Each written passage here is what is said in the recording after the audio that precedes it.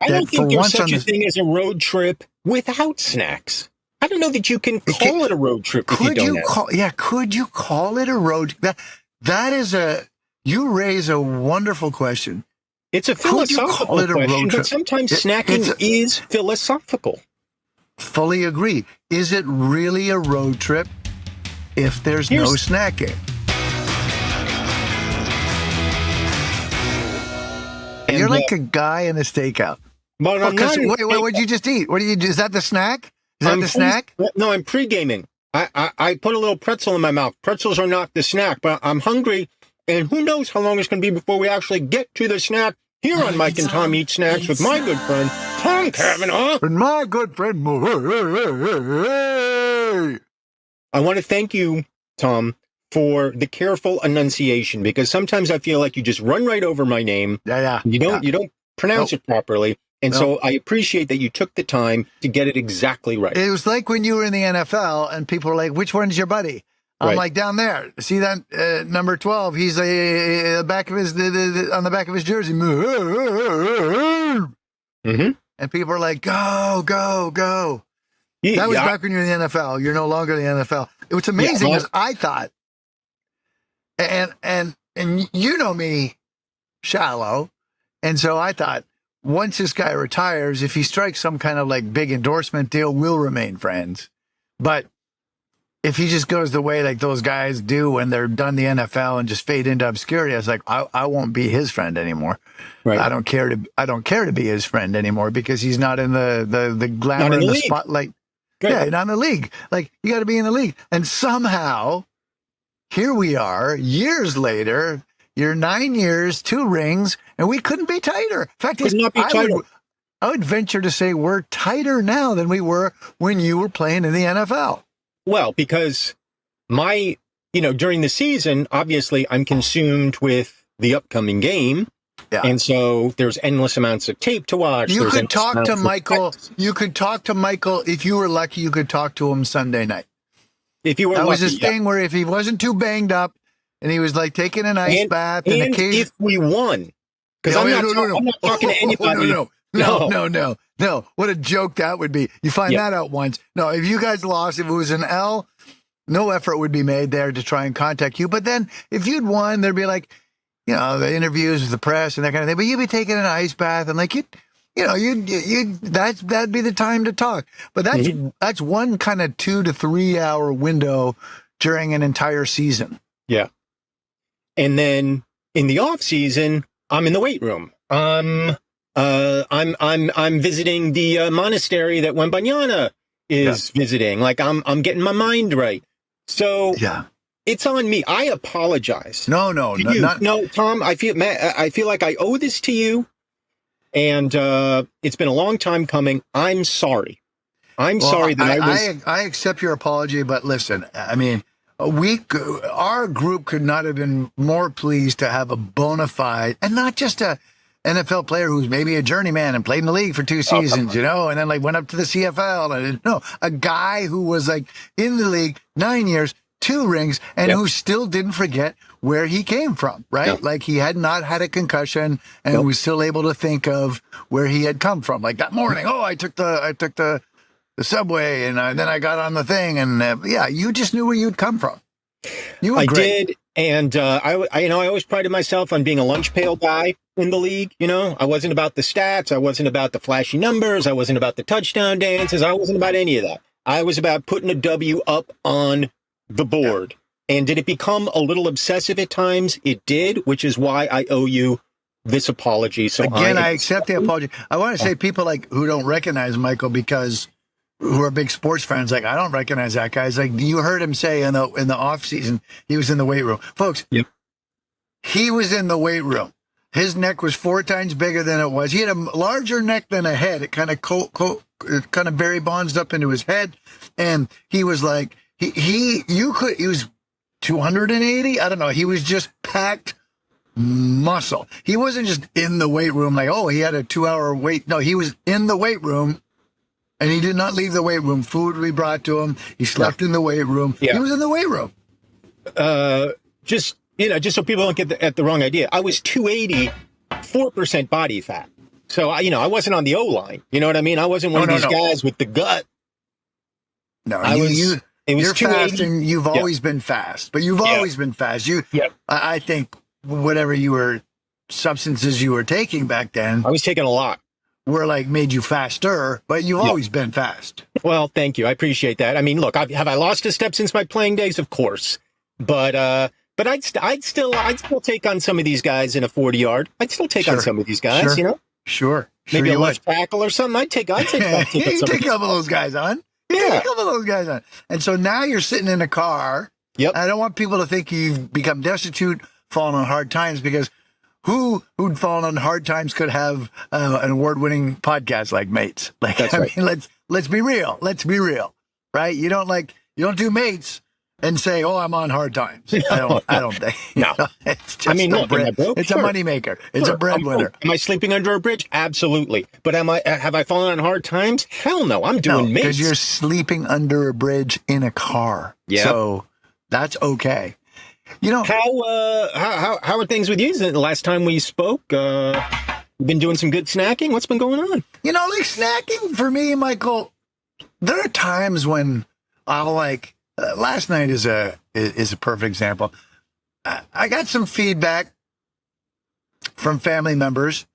Helpful, always helpful, right? You're like, well, which ones are 10s? And people were asking, well, why? Well, how would that not be a 10? Mm-hmm. And it got heated at the table. It got heated. It was like, well, maybe it's a 10 for you.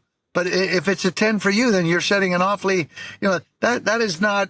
I'm professional. And then it gets into this whole thing. I was like, but it's like, I play it straight. Like, how many 10s have there been? I list off 3. The people are just like, that's it? Haven't you done this for like more than 10 years? Like, that's right. And then more positive feedback or, constructive feedback was, I'm too loud on the podcast. What? Now I have full court press to like get into the studio and mix and match. But apparently the viewers, I don't even know. Mm-hmm. So let's table that. But you sound good and I'm too loud. And I'm like, do you mean aggressive, misogynistic, strident, filled with testosterone? Yes. They're like all those things, but we're talking volume. Oh, volume also. So you see me now. Here's my mic. I'm way back here. Courtney doesn't want us to get canceled, so she has this thing where full court press every time we start. She's like, and Tom, just move back a little bit so I can frame you. Like, and we all know what she's saying. She's like, don't be seen because we want to be renewed. And I get it. She's like, Michael, lean a little closer. And I'm like, why does he like a little closer? And Tom, further back. How far can you pull back? How do you feel about Cleveland? And I'm kind of like, okay, because I like being part of a hit podcast. So I do what it takes, but I did not know that some people thought I was too loud. Well, all I can say to that is absolutely. I mean, yes. What? Too loud? What? Too loud? Oh, I'm being too loud. No, me. I'm too loud. You're saying, yes, I'm too loud. Oh, yeah. Wait. Okay. But why are you being quiet? Because you have not been accused of being too loud. I'm trying to model how you should be speaking. Oh, you're offering a template. Okay. I'm trying to be constructively critical by modeling. Okay. Appropriate podcast behavior. Remember when we were at Victoria's Secret fashion show? Sure. And you said, I'm going to model the right catwalk behavior for these ladies. And you actually went to model it, and they were like, who is he? And you're like, you're not doing it right. You got it like you're the spin. I mean, fair play. You were good. You were really good, but it was, in fairness, unexpected. It was unexpected, and as I found out later, illegal. Yeah, because you can't. A lot of times, those models, those world famous models, especially, they have people that want to get into their circle, right? And so you can't just be hopping up on a catwalk with them as anybody, but particularly as an American male, because American males are the worst. And so you just popped up there and you were just like, and you were like, yeah, shirt came off, pants came off. Shit, it was hilarious because you could not get your pants over your shoes. And I know what you're going for. You're going for like, it's like a slim build thing, but you couldn't get the pants over your shoes. And what I love about you didn't quit. You didn't give up. You were still going up and down that catwalk. And they're all like, who he is.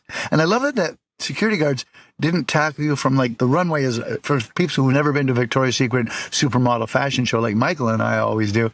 Like the runway is not kind of a square thing like you might see it at an Oscar stage, but rather it's a long, slim runway. And so when Michael was tackled, it wasn't from one end of the runway running in. No, they came somehow down the crowd and he was standing in the middle of this like long thing and boom, then he was gone.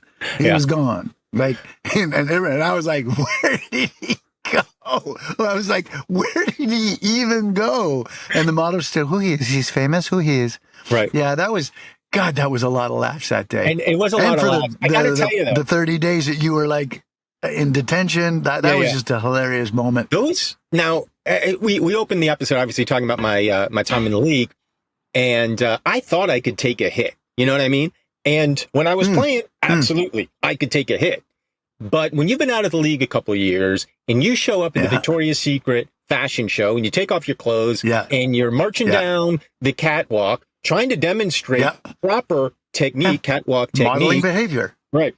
And then you get blindsided by a couple of rent-a-cops. Brother, I'm telling you, I felt it. My bell got rung. Also, no pads, right? Nope. And, you're up. And so the hit took you about, the 6 feet or 6 feet 2, however tall you are, 6'2", 6 feet. Bro, yeah. I was on Lagerfeld and he was you were on KL. KL was like, what? No, he was not. No, he was like, because he's a scion, he's a fashion icon. And like, they don't, my experience with those guys, they're not really flexible guys, and I don't mean physically. I mean, they like things how they like things, And so if you had planned it, hey, halfway through the show, this famous NFL/actor/host is going to /comedian, so sorry, was going to go from about 12 feet into your lap. Then he would have been like, yeah, that's fine. Right. But he had no clue. And he was, he was trying to push you off and trying to look at the schedule. Like, was this planned and he missed it? No, boy, that was super entertaining. And folks, you can look it up. It's on like YouTube. You can see videos of it. The whole thing. I mean, it's everywhere. I mean, I tried to get it taken down, so you might have a little bit of trouble if you can't find the video. Just call us. Call us. We'll post it on Mates. No, Lagerfeld pressed charges, which I thought was crazy because the cop tackled me into Lagerfeld, but somehow he's pressing charges on me. And you tried to press charges on the cop, right? And then that became a whole thing where you're pressing charges. Yeah. That was a great day. That was a great day. Lawsuit, by the way, still ongoing with his estate, and it could ruin me. So, what do we eat today? We got a snack. Well, today's great. Like, I mean, you got to feel slightly off your game and slightly off your game and mostly on your game because you're snacking in a car. And friends, like, this is the first time we have done this on Mates, Mike and Tom Eat Snacks, my good friend. And what's amazing about him, like, being in his car today is think about percentage, how much snacking happens in your car. Recently, as Michael knows, I'm doing this new television show, and I'm in an area where I've not spent a lot of time. And on the weekend, what do? You pack your car and you go you tour the environs, right? You go see what there is to see. And I've got, the carrots go a certain place on the thing. I need to be able to grab the water without even looking at it. There's a place for like the mixed nuts, and then I've laid out some of if it's a protein bar, that's here. I've got like always at least 2 to 3 drinks, on the thing. I've got like it's all laid out, Michael, so that like, you know what I'm in the mood for right now? You know what I'm in the mood for? I feel like a little sweet. Sweet and sour, or maybe maybe like you're munching on pretzels, perfect stakeout snack. And those will be there. a road trip is an invitation to snack. And I love the fact I that don't for think there's once on such a this, thing as a road trip without snacks. I don't know that you can call it a road trip if you could don't you have. could you call it a road? That is you raise a wonderful question. It's a Could you philosophical call it a road question, but trip? sometimes snacking is philosophical. Fully agree. Is it really a road trip if there's no snacking? Here's the delineation in my mind. If you're going from point A to point B without stopping and you haven't snacked, definitionally, that is not a road trip. That is just you had to go somewhere. A road trip, because to me, a road trip, go ahead, requires additional sustenance. If it's a road trip, it means that you're driving far enough that you need to eat something, but it doesn't count necessarily if you stop at a restaurant, because that's just, what's that? That's no, you want to be driving. You want to be driving and eating. Yes, snacking. You want that's to be a road driving, trip. and also like there's a temporal element. Like a road trip, it's not, you're not driving to work. It's not a road trip. There's time and distance that's involved, and that becomes a question: how far? But we all know a road trip when we see a road trip, and it's not a road trip if you can get there without snacking. And I got a snack today that I'm excited about. I've never tried these. In fact, I didn't even know it existed until this episode. I've got the package. So here's what's interesting about this snack is in my family, people were over the moon excited about this. And this was part of the thing. It was like, well, you're going to have to rate it a 10. I'm like, I'll eat it. We picked it, then I'll eat it, and then I'll rate it. Thank you very much. Right. So was it the kids? Was it the kids sort of trying to angle you a little bit and say, Dad, it's got to be a 10. It's got to be a 10. I love this thing. Sure. They're amateurs, right? They're not professionals, right? And I understand. In addition to not being professionals, I've met your kids. They're idiots. Right. Sure. And so they don't go, best thing I ever eaten. Like you don't hear us doing that on Mates. Oh my God, the best thing ever. Like, no. We're not those people, because best thing means beyond category, right? Singular. It means above a 10, right? Mm-hmm. We take pride, we take extreme pride, maybe too much pride in getting the ratings right. Mm-hmm. Getting the ratings right. And today, well, folks, today's a humdinger. Like, I'm very excited. I'm very excited about this. And Michael, it's pleasing to me that you've not tried these? I don't have any experience with these. I got the package, and it's a big package of them. I suspect I won't go very far into the package, but I'm excited to rate them because I've always liked the name of this product. And then nerds, don't have nerds. What? I have to interrupt. They're not just nerds. No, they're not just nerds. These are Nerds Gummy Clusters. Clusters, Lustin! I like custard. No, it's cluster, not custard.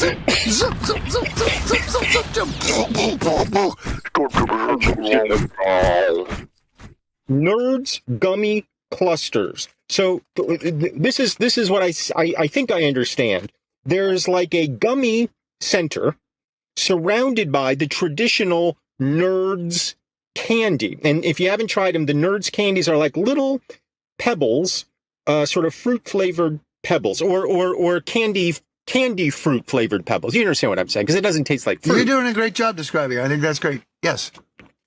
And so this is a 5-ounce bag of the things, and it's got the familiar Nerds characters on the package. These are armless, but not harmless, happy.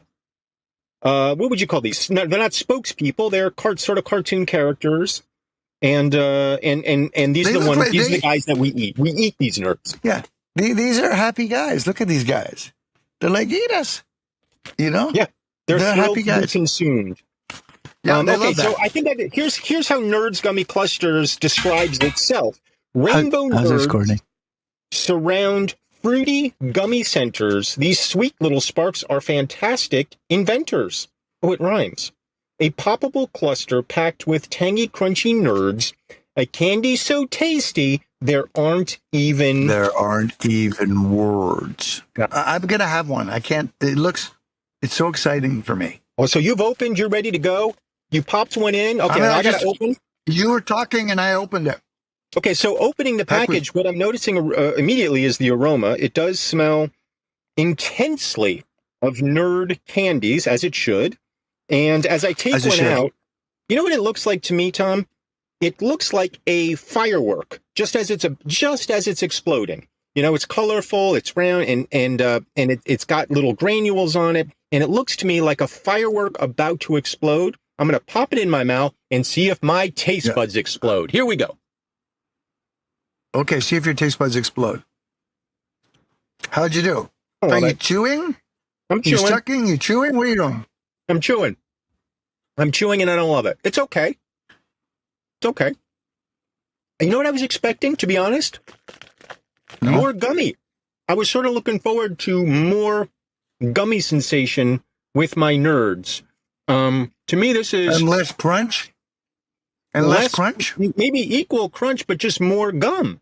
More gummy. I'm gonna take another one, just because maybe I had expectations.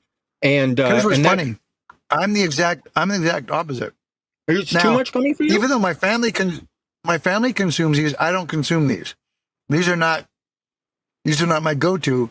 And I am the opposite. I thought it'd be more about these little particles here. I thought that it'd be more about the crunch, and there would be much less gummy sensation. As you know, and the viewers, I don't even know if they are. No, I very much love a gummy sensation. Mm-hmm. And this is more gummy than I was expecting. I thought it'd be more, but the opposite for you. Yeah, I guess I was looking for more of a contrast. Like, I wanted there to be a lot of hard, crunchy nerd and a lot of soft, pliable gummy. And I got the hard, crunchy nerd, but I felt like the gummy was acting as a substrate to hold the nerds, as opposed to its own individual component. And to me, that's a slight disappointment.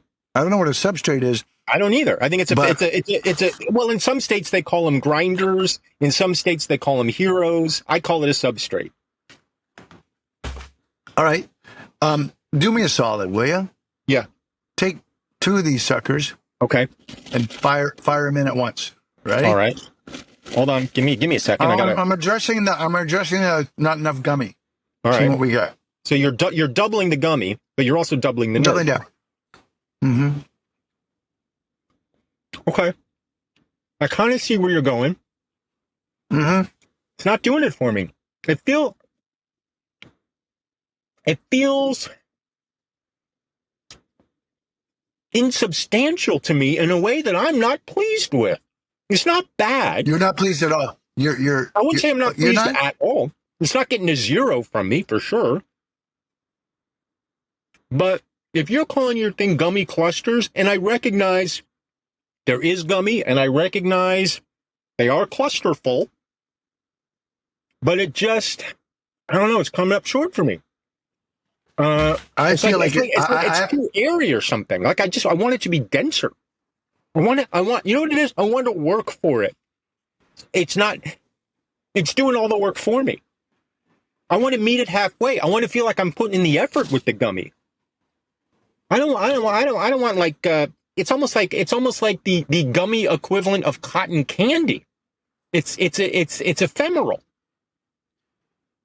Well, I can tell you something. Yeah. You're starting a hell of a conversation. And that's great. And while you talk, you're just consuming gummy clusters. I can't stop eating them. Well, I wouldn't say I love it, but every now and then we have a snack that's in my wheelhouse. You know, we have something that's caramel based, or we have something that has this kind of gummy, chewy thing.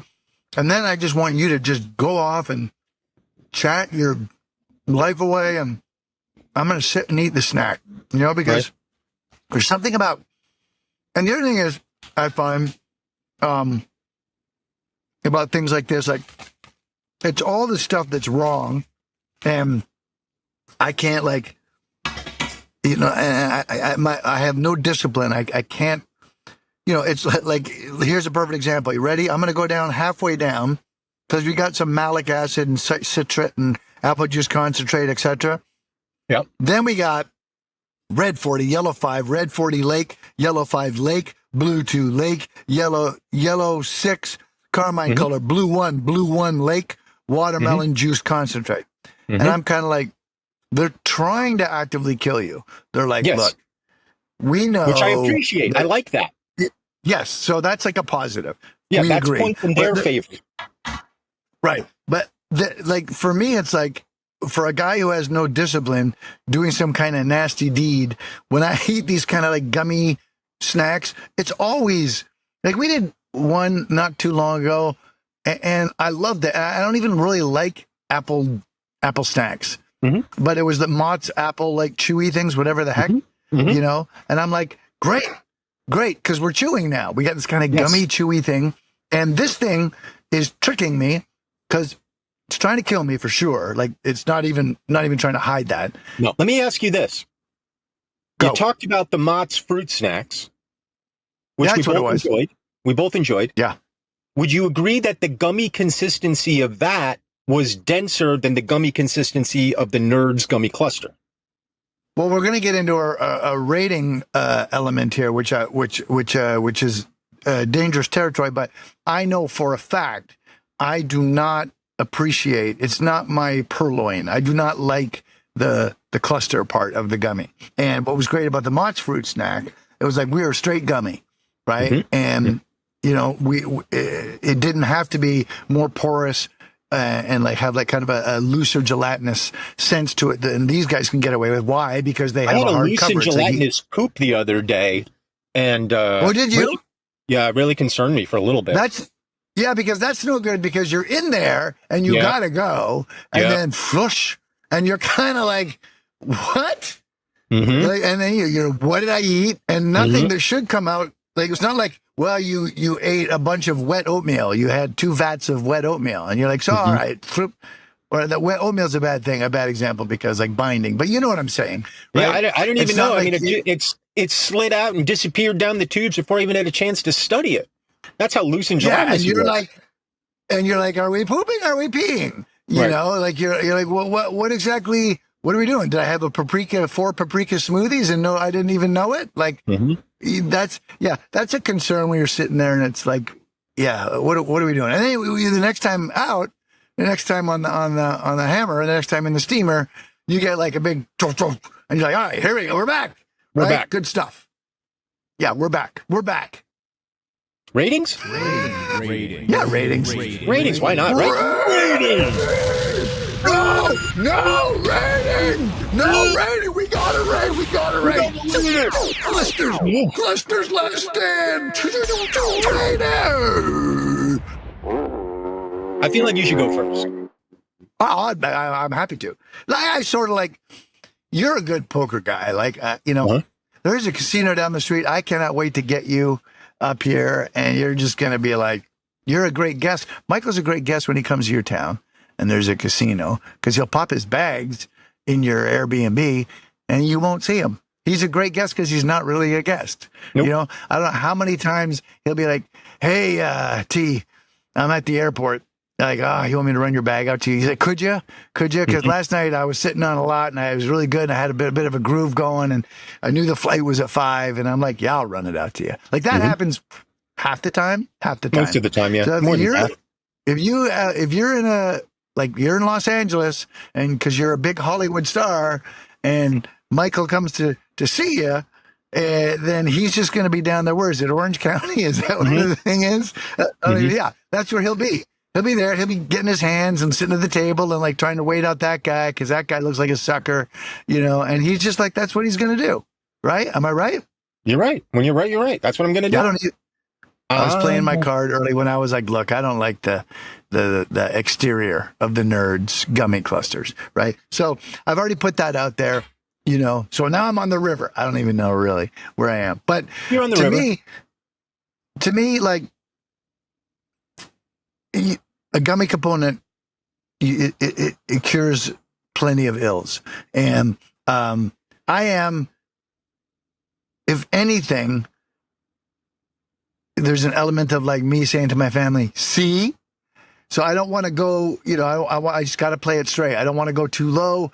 I don't want to play it straight. I will say this. I have stopped eating them for 2-3 minutes.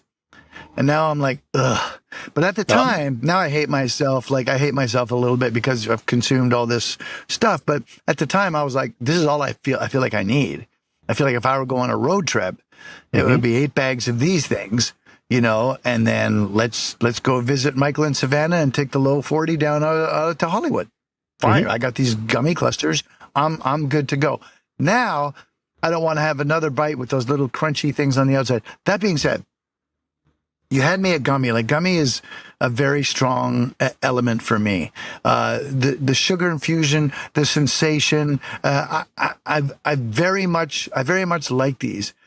If I'm looking at the great snack aisle of life, and beside these are nibs, Twizzlers, I will not reach for these. I will never reach for these. That being said, the snack standing on its own, I enjoyed my experience. Nerds Gummy Clusters, 6. So we're coming at it from two different approaches here, because I also think gummy can forgive a lot of sins, but it's got to be good gummy. And to me, I showed my cards right away too. I don't think this is good gummy. And so if it's not good you gummy, think it's not good gummy? Not good gummy. It's not good gummy. Good gummy, you've got your work cut out for you. And so you got to come harder to me than just. I hate to interrupt your rate. I hate to interrupt your rate. But when you say you got your work cut out for, fairness to the Nerds Gummy Clusters, folks, they did a good job with the work they had cut out. They just infused this thing full of things that can kill you, right? Oh, hey, that part they nailed. Yeah, step out of the trench. Yes. Step over the barbed wire and get into no man's land. So hats off for that. Yes, absolutely. And which is why, I'm going to rate them a little higher than maybe I would have if they weren't trying to kill me. Because I appreciate the attempt, and and it's all part of the game, Well played, Nerds Gummy Clusters. Yeah. But if you're really gonna do me in, you've got to make this thing irresistible. So I'm always consuming it. Like Lake Blue or Blue Lake 1 and Blue 2 Lake and Yellow 6. Like, yeah, it's gonna kill me in quantity. But if I'm only eating a little bit of this because I don't enjoy it, well, nerds, I'm sorry, you still got your work cut out for you. And when you coat your gummy cluster with Nerds, which are fine, they're fine, but it's not the kind of thing. I mean, maybe if I'm looking for tangy and crunchy, which in fairness to me, I rarely am. But if I am, I might go to traditional Nerds. But then you throw the gummy in there, and it's two great tastes that aren't quite tasting great together. Nerds Gummy Cluster 4. I'll see you next week. See you next week.